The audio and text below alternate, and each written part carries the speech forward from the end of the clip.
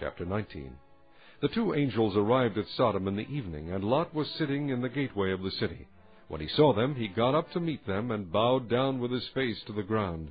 "My lords," he said, "please turn aside to your servant's house. You can wash your feet and spend the night, and then go on your way early in the morning." "No," they answered, "we will spend the night in the square."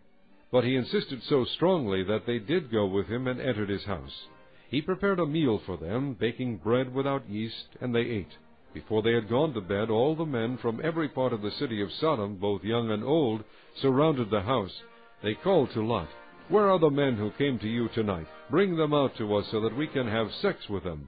Lot went outside to meet them and shut the door behind him and said, "No, my friends, don't do this wicked thing. Look, I have 2 daughters who have never slept with a man. Let me bring them out to you, and you can do what you like with them. But don't do anything to these men, for they have come under the protection of my roof." "Get out of our way," they replied. And they said, "This fellow came here as an alien, and now he wants to play the judge. We'll treat you worse than them." They kept bringing pressure on Lot, and moved forward to break down the door. But the men inside reached out and pulled Lot back into the house and shut the door. Then they struck the men who were at the door of the house, young and old, with blindness, so that they could not find the door.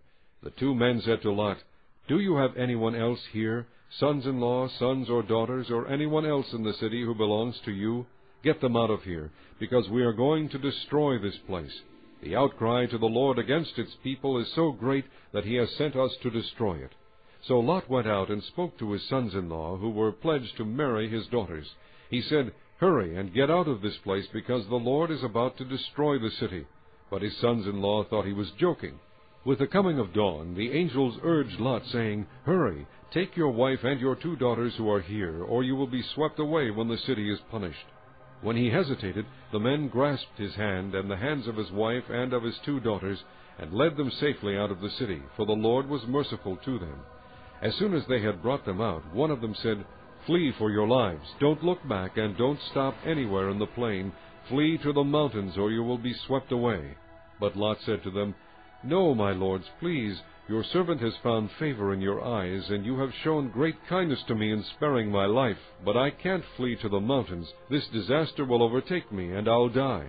Look, here is a town near enough to run to, and it is small. Let me flee to it. It is very small, isn't it? Then my life will be spared." He said to him, "Very well, I will grant this request too. I will not overthrow the town you speak of, but flee there quickly, because I cannot do anything until you reach it." That is why the town was called Zoar. By the time Lot reached Zoar, the sun had risen over the land. Then the Lord rained down burning sulfur on Sodom and Gomorrah from the Lord out of the heavens. Thus he overthrew those cities and the entire plain, including all those living in the cities, and also the vegetation in the land. But Lot's wife looked back, and she became a pillar of salt. Early the next morning, Abraham got up and returned to the place where he had stood before the Lord. He looked down toward Sodom and Gomorrah, toward all the land of the plain, and he saw dense smoke rising from the land, like smoke from a furnace. So when God destroyed the cities of the plain, he remembered Abraham, and he brought Lot out of the catastrophe that overthrew the cities where Lot had lived.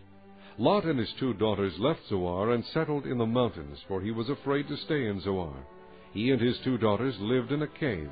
One day the older daughter said to the younger, "Our father is old, and there is no man around here to lie with us, as is the custom all over the earth. Let's get our father to drink wine, and then lie with him and preserve our family line through our father." That night they got their father to drink wine, and the older daughter went in and lay with him. He was not aware of it when she lay down or when she got up. The next day the older daughter said to the younger, "Last night I lay with my father. Let's get him to drink wine again tonight, and you go in and lie with him so we can preserve our family line through our father." So they got their father to drink wine that night also, and the younger daughter went and lay with him. Again he was not aware of it when she lay down or when she got up. So both of Lot's daughters became pregnant by their father. The older daughter had a son, and she named him Moab. He is the father of the Moabites of today. The younger daughter also had a son, and she named him Ben-Ami. He is the father of the Ammonites of today.